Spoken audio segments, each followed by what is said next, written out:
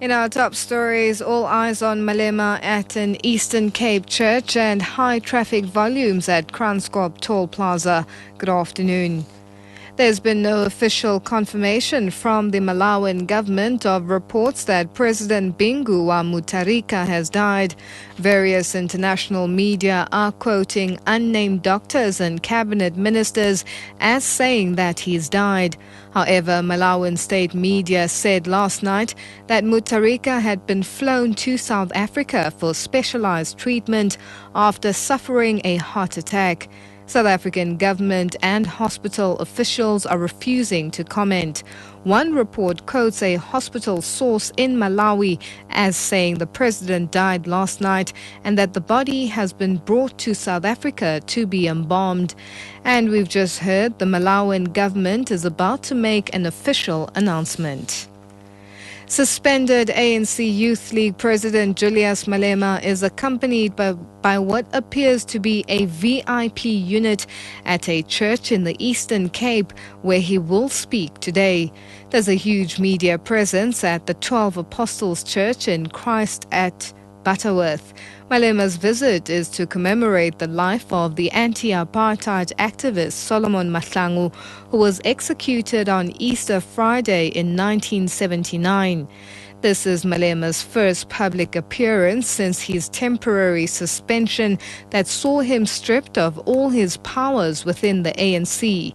He's been ordered not to exercise any duty in an ANC capacity. The National Transport Department has identified the busiest routes in traffic volumes over the long Easter weekend. These will be closely monitored to reduce last year's death toll. An estimated 203 lives were lost in 2011. KwaZulu-Natal province recorded the highest number of fatalities countrywide at 43, followed by Gauteng with 32. Transport Ministry spokesperson Logan Maestri says officers have been out in full force since yesterday.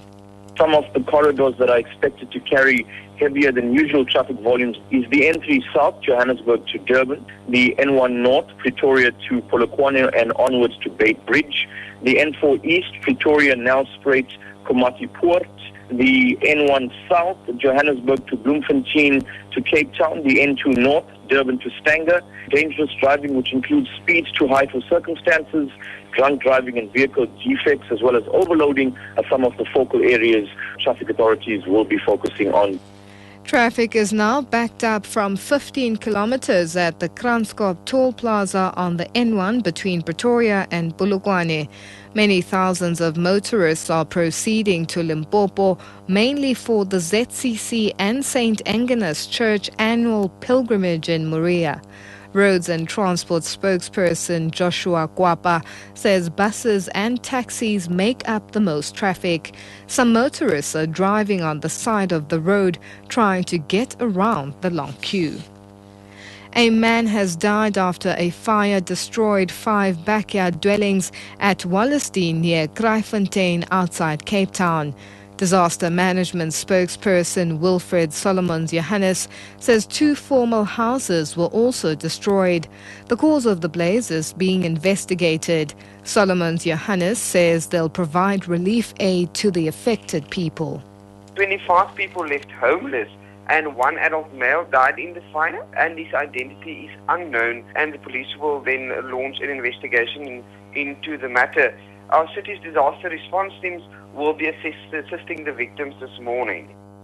And finally, young holiday makers and locals in Durban will have the opportunity to take on the role of their most loved detectives as seen in television dramas and movies.